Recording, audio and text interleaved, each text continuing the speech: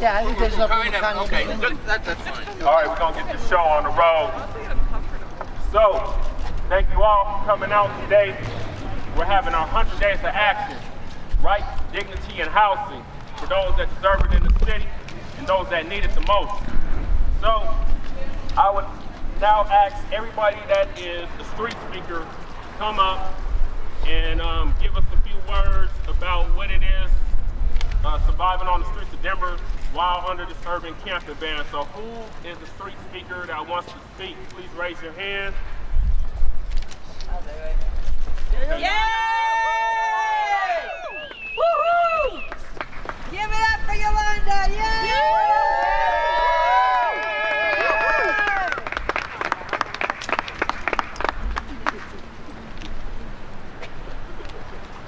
37 years of doing survival, and I'm so disheartened that I get a list of numbers to call, a list of numbers to call, a list of numbers every time I reach out for assistance. The bullshit has got to stop. We deserve answers and solutions at the end of calling a list of numbers almost every single day of every single week of every single month of every single year for my lifetime and my kids' lifetime of seeking assistance. Anybody else from the streets who want to speak? Good job, man. They're not on. You don't have to close your eyes.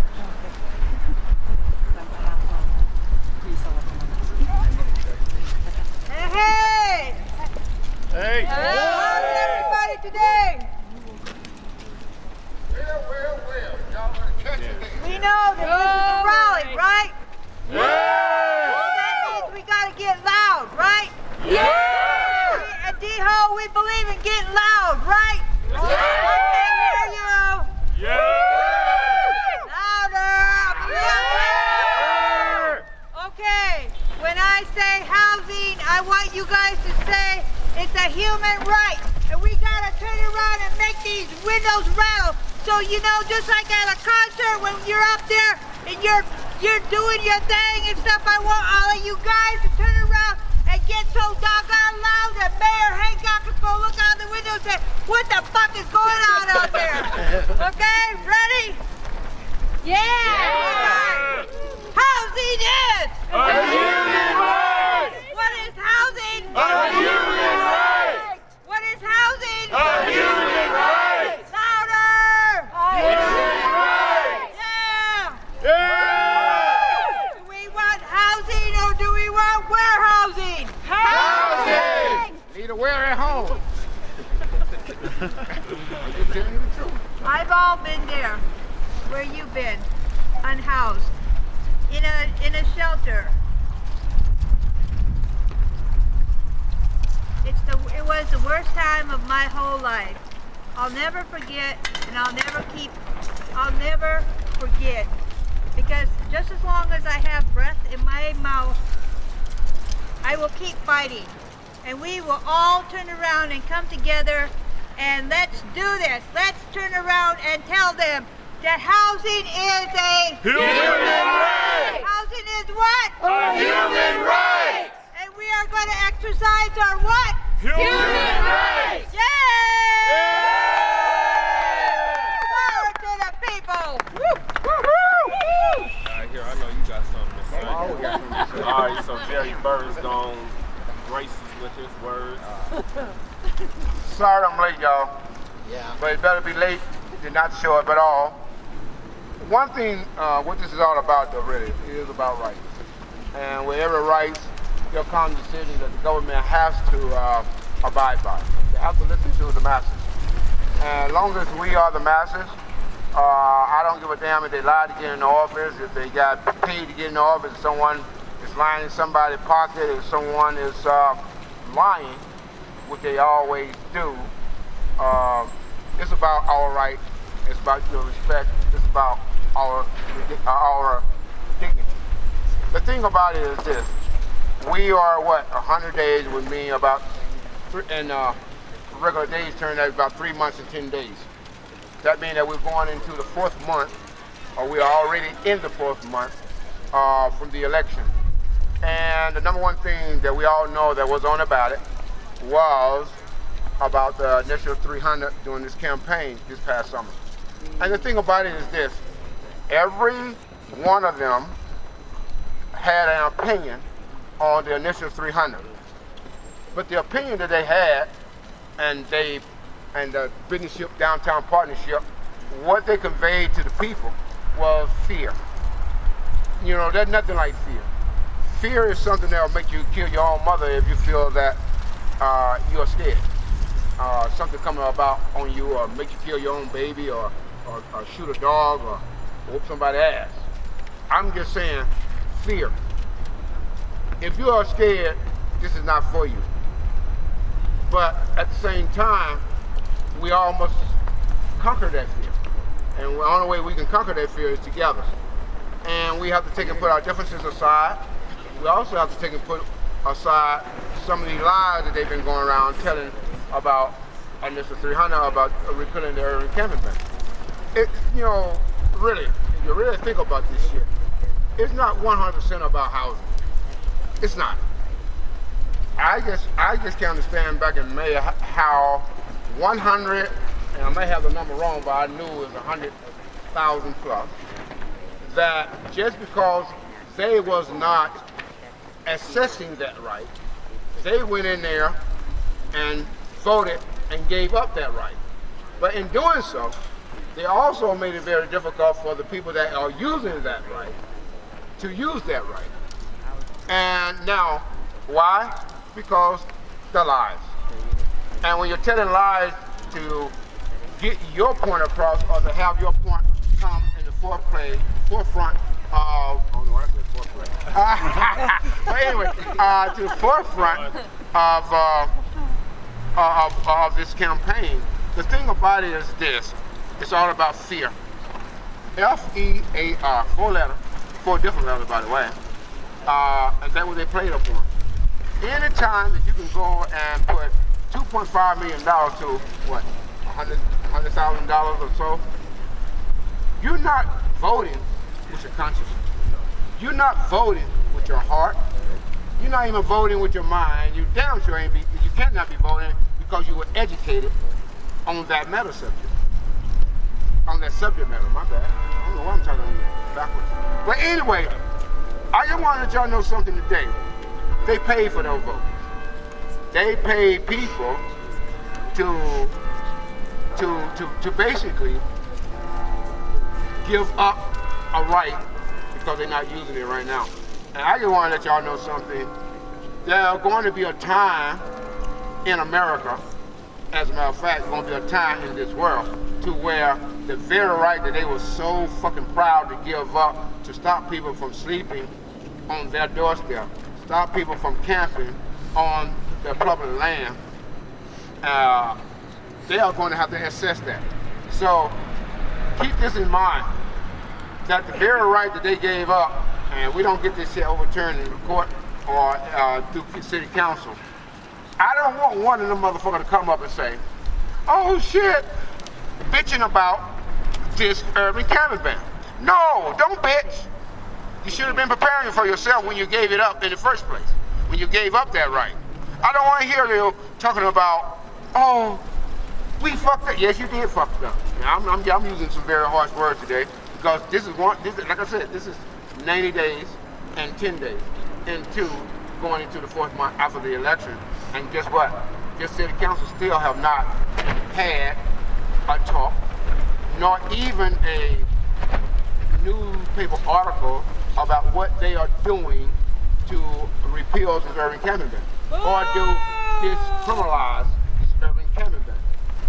I don't know about y'all, but I know one thing that I do know about myself is this. I have a right to pick, chooses to live my life as I see fit. And that did not come from the government, and it damn sure didn't come from Mayor Hancock, and it damn sure didn't come from the 13 people that voted this shit in 2012. Yeah. So I would tell you like this, whether it's today, whether it's tomorrow, and if I lose my case in court, and I go to jail for 90 days or wherever they give me or wherever, guess what?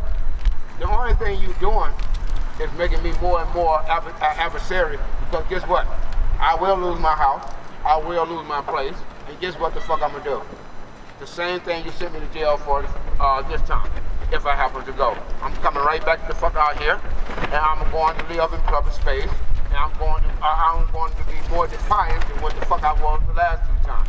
So you can, with the mayor and buying off judges and different shit like that, business organization, corporation, because that's exactly what they're fucking doing, buying people off, and giving them shit that ain't gonna be absolute in about another 10, 15 years. So I don't give a damn. You have $150,000, $150 million, all that shit is gonna come into play. It ain't gonna be worth a damn once everything. I'm gonna come to the cut shop. But anyway, but what I'm saying though is, we got to do something, and we got to do something drastically to show that we are not pussyfooting around.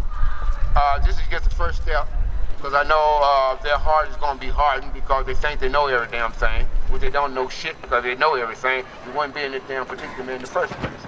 But with that being said, so let's go in here today and let's make some noise. And one thing about it, when we say housing is a right, it doesn't necessarily have to be free. People can only pay what they can pay. Simple as that. We ain't asking for no free shit, because if we did, we can go cut down some goddamn trees and make us a log cabin. Go all the way back. You know? Fuck that. If we ain't got to cut down trees, we can go stay in a motherfucking cave. You know?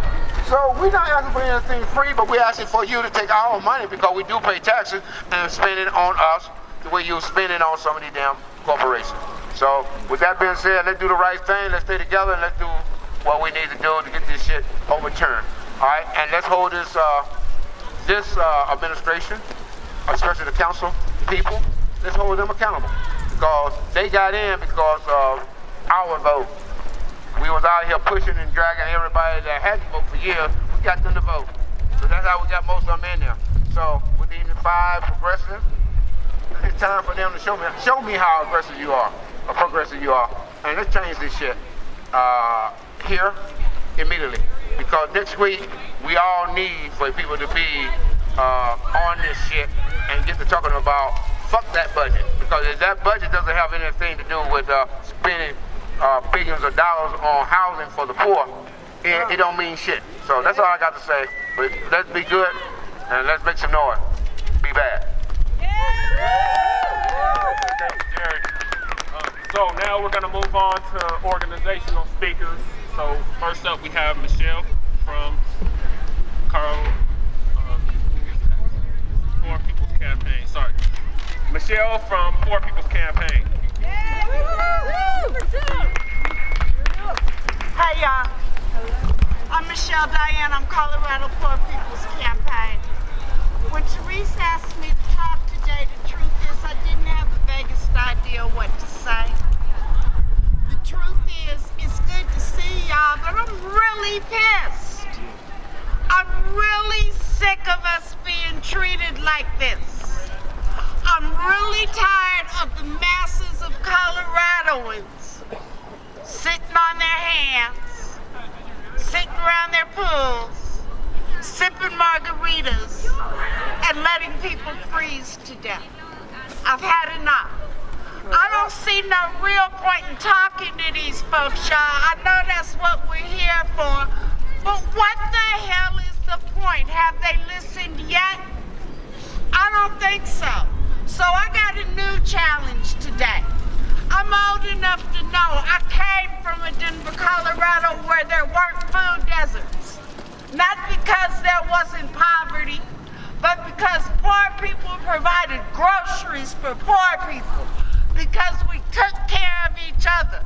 It is time now for us, standing right here, to take responsibility for each other and say we ain't putting up with this no more. We outnumber you. We have more mental, did you hear me, Mayor? I said mental resources than you do. And we deserve a free life today. Thank you. Give it up for Michelle. Poor People's Campaign. Ray and Rosie are not here, so we're going to have our guest speaker from the rap office out of San Francisco, California, Paul Bowden. Woo! Yeah, hey, everybody. Just got into town a couple of hours ago. I was asked to come out here from the member groups in LA, from Sacramento, from Portland, from San Francisco, from Oakland, that bring their solidarity, that bring their best wishes, that are out there in the street doing the same shit you all doing here, doing it with the same research, with the same passion, with the same artwork, with the same message, that human rights supersede corporate rights. That's right. That corporations are controlling through neoliberal economic policies how our government is prioritizing what the fuck it's doing, which means it is no longer our government. We have lost the government to the Reagan Revolution, and we need to get fucking clear about that. And we need to demand that we're not asking them to help us. We're tearing them the fuck down and rebuilding a government that believes that education is beautiful, that healthcare is fucking awesome, that a decent place to live and a livable income is something that human beings deserve. Not this human being versus that human being, not human beings that got money versus poor human beings. Human fucking beings. From the inside out.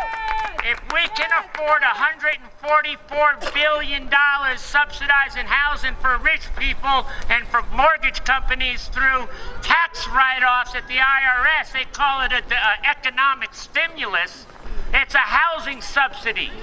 Why the hell are we screened and prodded and probed and background checked and then put on 20,000 long waiting lists? That's called neoliberal economics. If it's serving the needs of human beings, it's charity. If it's serving the economic interests of corporate motherfuckers, it's economic stimulus, and we all know economic stimulus is what's on our fucking dollar bills. In God we trust. Economic stimulus is God. Human beings are what's important, not the goddamn dollar bill. Thank you all very much. Yeah, give it up for Paul. So since we can do better, it's time that we actually do better. So now we're going to have Therese come up and give a few words about the policies and whatever else is going to be on the agenda for today. Therese.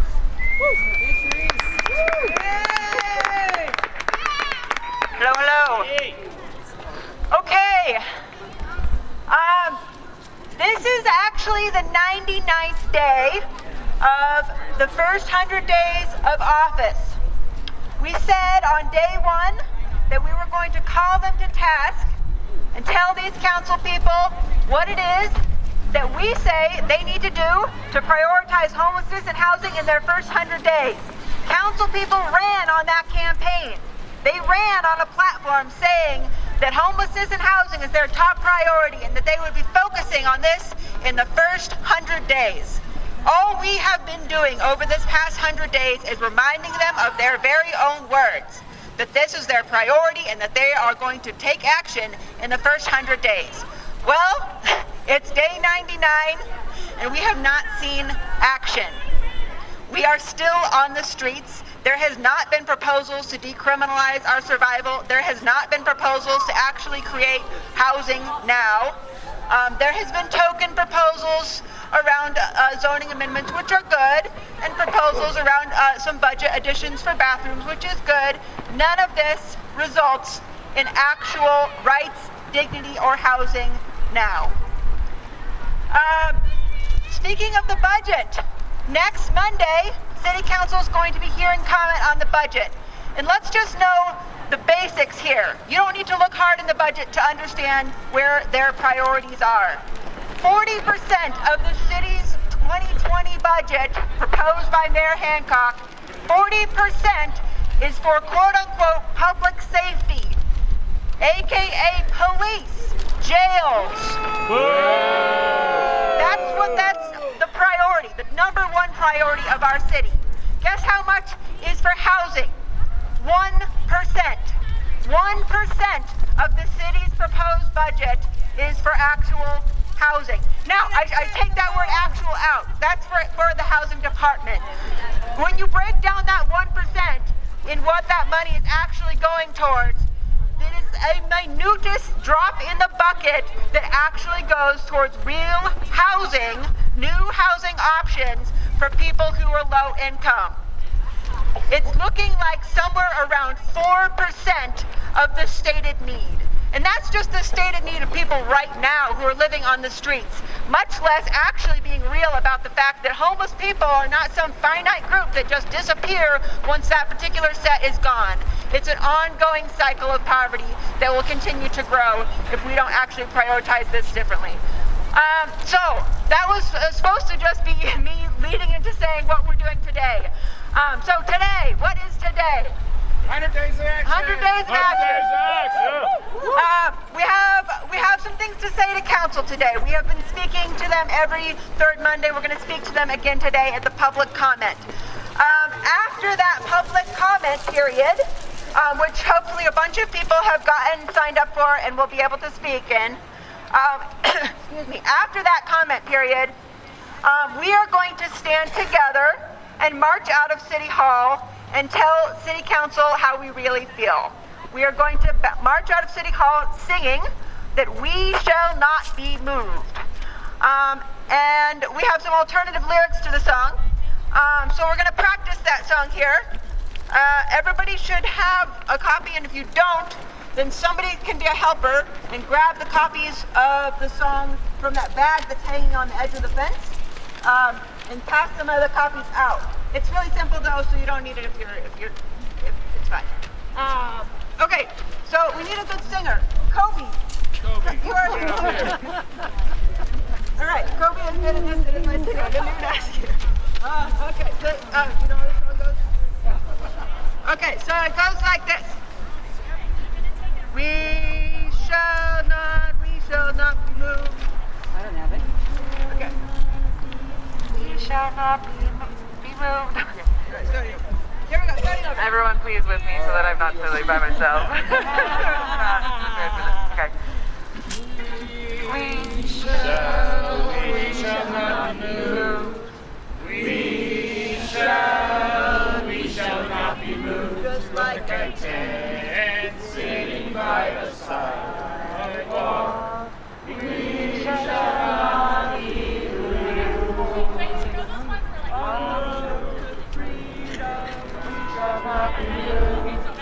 on the road to freedom, we shall not be moved. Just like a tent sitting by the sidewalk, we shall not be moved.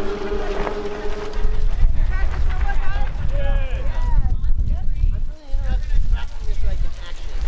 And the reason I say that is when we talked about doing this, we talked about getting up out of the benches and slowly leaving the building. If we don't do that, we might not know what the wall looks like. Cool. So let's do two things. Let's roll up our banners. Let's practice the action, and then let's make sure everybody has their t-shirts, and so that we can get ready to go in for the public comment and for the march out.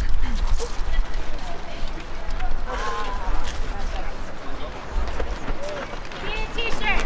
Need me. Don't have a t-shirt, go get a t-shirt. Amanda has a t-shirt. Okay.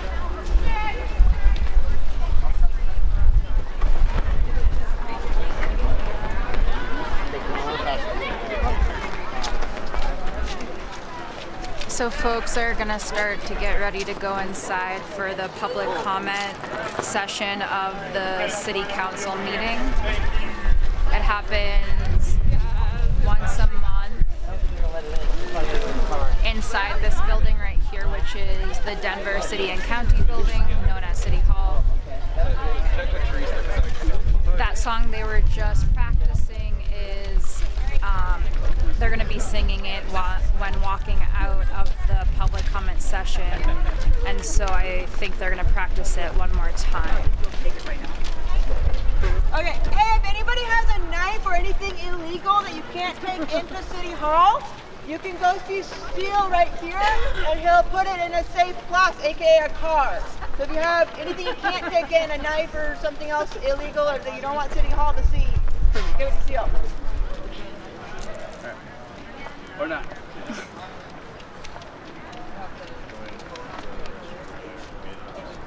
We just changed It's impressive. Can't say that.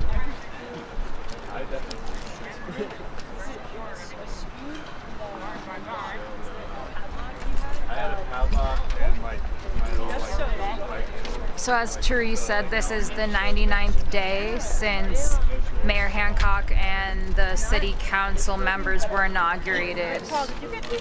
They were inaugurated right here on the steps on July 15th. And during that same day, Denver Homeless Out Loud and other groups rallied across the street in Civic Center Park and proposed this 100-day action plan for the city council members and Mayor Hancock as a detailed list of actions that they were proposing that the city and mayor take in order to support the true needs of folks on the streets. Mostly with Extinction Rebellion, but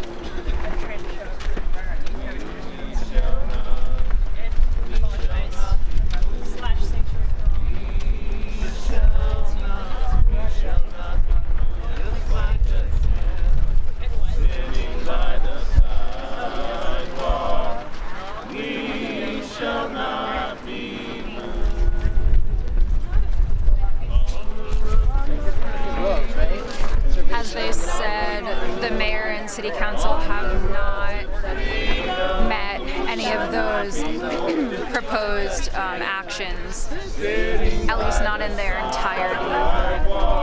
So they're here today to continue to push for those actions to be taken. And some of those include repealing the unauthorized camping ordinance, which was passed in spring of 2012, signed into law by Mayor Hancock during his first term as mayor.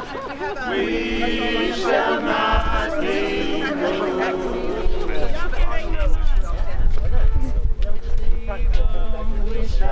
Okay. So we're gonna practice on the steps. Sure. So if we can have it make like rows on the steps, and that way we'll practice. And you can even be our leader, like that way. So we'll be in rows. So we'll practice like we're on the pews. And I don't know. There you go. I do. It's about time. Okay, so are we ready? Hey, are y'all? Okay. Come join us. We're practicing. So we have now. City council's been gaveled. No, we have now finished public comment. Oh, yeah. We've now finished public comment. Public comment has finished. Jolene Clark says that is the completion of public comment. And then our song leaders. Stand up. We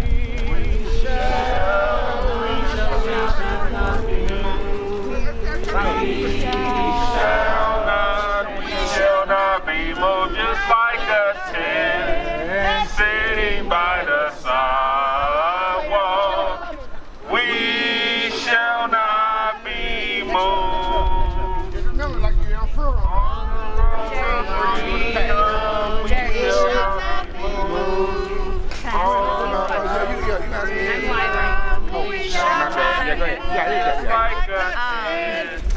So this is Jerry Burton, and he's currently... Why y'all pronounce Burton? That's right. Burton. He's Burton. Burton. I'm with a ton at the end. Okay, can you talk about the lawsuit against the city? Well, the lawsuit against the city that we came to a mediation on was a certain step that they have to do. And so far they have refused to do those steps. They're already in violation of those steps because no matter how many people at a particular camp, they have to be served individually. Right now they're not serving people individually. Serving people what? Serving people paper as far as you have, let's say a small camp, you have 48 hours to move. Then they come back out, and then they can ask you to move. When it's a big camp, you get 7 days. What they're doing is instead of serving people individually with their name, they're supposed to take their name down and document their name on who was at that camp when they first served their paper. They're not doing that. Let's say for instance, 10 people were staying at that camp, and they got served. All of a sudden, I show up and I'm at that camp. Just because I'm at that camp and I was not served a paper saying I had 48 hours or 7 days to move, then they have to serve me again. They will have to serve me. And from my understanding of it, I think I should be allowed to stay there until my 7 days up. And they could serve me at that moment, but still, if I came there 5 days after the paper was served, then that means I have an extra 5 days to stay there in that particular area. So, and they're not following the rules and regulations, they circumventing them. It's one of those things that I just do believe that the government here is rogue. They doing what they want to do, however they want to do it, even though they agreed to this. They have yet to bring the lockers online, and as far as I know, they haven't set up the database to where when people or their stuff get locked up to where or taken away or took down to where they storage at. They haven't did none of that. So I'm just like this. Are they planning on doing it? And I also believe that they was not negotiating in good faith, because that's why they didn't educate the police officers, and they waited till the day that it became law for them to do this. So I just feel that the city did not negotiate in good faith. They already had alternative plans, and but I kind of feel that that's our fault, because we should have anticipated some of these things that they would be doing, which I did. But. And can you talk about how you're currently fighting your camping ban ticket? Yes, I could do that. Well, as you know, about 4 years ago, 4.5 years ago, almost 5, in 2017, I finally got a ticket after coming out here advocating and standing out on the streets with the unhoused. And then I got 2 tickets within a 12-hour period, as a matter of fact. One that morning, and then about midnight, I got another one. So we go to court, and they gave us 32 hours and community service, which some people did theirs. I did mine in a roundabout way. And so, which I had to go back to court on that as well. And the outcome was that they felt that when I did Jerryville and advocating for the homeless, that my 32-hour was met. This ticket here I got at night after being in a camp. There are a lot of people, and I want to let you know, I want to make this very, very clear. On that ticket, it does not state that you cannot put up a tent. It merely says you cannot use them as a covering from the elements. Once I came out of that tent, regardless of whether they caught me in it, sleeping or not, once I came out of that tent, I am in compliance with the law. It doesn't say that I got to take my tent down and you throw it away. It doesn't say that you have to take my tent away from me. It just says you cannot use them as any covering during inclement weather, or any weather for that matter, whether it's summer, spring, fall, or winter. So when I came out my tent, I was in compliance, regardless if I had a sleeping bag in there or the tent was up. And that is where we get into it. As far as I know, there have never been a law on the books as for the intent.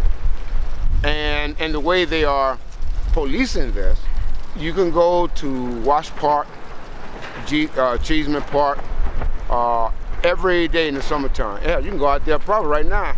You probably got somebody laying out there on a blanket in the middle of the day. Regardless, people sleep in the daytime, but I get a ticket, and I'm the only one who got a ticket that night. And so we only had 2 parts of my trial, because since it's 4 days, I just do it in part. So we only did part 1, part 2. Part 1, I testified along with some others on my behalf. Part 2 was last Friday, which the experts they get to testify. And then part 3, we got another person testifying for us, and then the city will have their experts. So with When's the next date? The next day is October the 28th at 9:30, and then October the 29th at 7:30 in the morning. After they get through hearing the last of those, then I think the judge will go in and deliberate with himself, read the law, and come back out and render a judgment. And if he render a judgment in my favor, then I don't think I will have a trial. If he doesn't, then I will have my trial later on that day for the urban camping ban. So either way it go, and even if I lose, I'm still going to appeal it. Because like I said, you have to understand there are some things that man and government did not give to you, such as it's my life choice, my free will, and that came from God himself, or if you want to say God, or it came from Elohim through his Ruach. You don't know what that means, look it up. But it's one of those things to where it did not come from a government. And even if we had housing, and we're not advocating for free housing, what we are saying is this is about right. It has nothing to do about housing. It has nothing to do about government want to be big brother and police everything up. And it's definitely not showing compassion toward the unhoused population. So it's about rights. It's about right. How can you enforce something when you know the number one thing that they need, and you're not providing that number one thing they need? And we all know what they is. It's called housing. Whether it's an apartment, whether it's a tiny home village, whether it's a home, that's what it's about on the secondary part. But this is about my right. It's my right to choose the lifestyle that I want to live. And if I want to be a nomad, that's my right. It did not come from a government. That's my freaking right. And like, if you want to live in a house, that's your right. I'm not coming and saying, you need to live the way I live. No, I'm not doing that. I'm not infringing upon your right. That's your right. So don't infringe upon mine if I so chooses to live outside. It's just that simple. Next thing is the fact that if you're going to have housing for everyone, have it according to people's income. Everyone is not out here capable of making $100,000 a year. If that was the case, I don't think there would be a corporation called 7-Eleven. I don't think there will be a coffee shop called Starbucks. I don't think there will be a McDonald's franchise, Burger King franchise, or none of those things, because those are the low-paying jobs that pay you minimum wage or gets barely above minimum wage. And in today's society, everyone should be earning a livable wage to where they have money left over so they can save for their future. When you are making minimum wage, saving is not a word that is being used in those households. It's about what and how are we going to make this happen for this month and next month. So with that being said, I'm just saying that